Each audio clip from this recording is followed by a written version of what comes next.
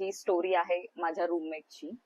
तर तिचं थर्सडे नाईटला ती गोव्याला जाणार होती. सो ठरल्याप्रमाणे तिचं आवरलं वगैरे आणि ती निघाली आणि तिने रूम बाहेरनं लॉक केली आणि ती जाताना मला म्हंटली की मी संडेला वापस येईल, सो रूम वगैरे माझी ओपन करून नको. आणि आय वॉज लाईक की मी का तुझी रूम उघडेल, आणि ती चालल्या गेली.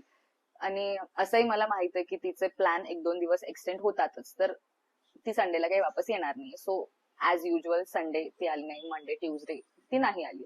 आणि ट्युजडे रात्री मला काहीतरी काम होतं, सो मी जागे होते जास्त वेळ, 1:30-2 पर्यंत. आणि त्या टाइमला काय झालं की तिच्या रूम मधून मला चालायचे आवाज यायला लागले.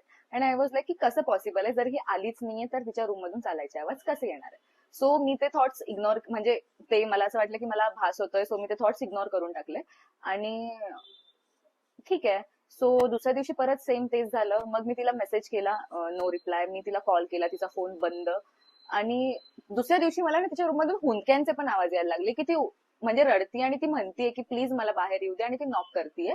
सो मला परत असं वाटलं की मला खरंच भास होत आहे की काय. त्या दिवशी पण मी ते इग्नोर केलं आणि ठीक आहे, मला असं भीती वगैरे वाटत नाही. सो मला असं काही वियर्ड जाणवलं नाही त्या पॉइंटला तरी. पण तिसऱ्या दिवशी मला राहवलंच नाही. सो मी वॉचमनला बोलवलं आमच्या आणि त्यांना सांगितलं की भाई प्लीज लॉक तोडा, आपण बघूया आतमध्ये काय. कारण की 2 दिवसापासून असं असं माझ्यासोबत होतं. आम्ही रूमच्या आत गेलो, बघितलं, रूम एकदम व्यवस्थित, असं काही साईन्स नव्हते रूमच्या आतमध्ये की कोणीतरी तिथे आहे किंवा आवाज येत आहेत किंवा काय, असं काहीच नव्हतं. आणि इकडे तिकडे बघता बघता माझी नजर तिच्या ड्रेसिंग टेबलवर गेली आणि ड्रेसिंग टेबलवर तिचा फोन होता.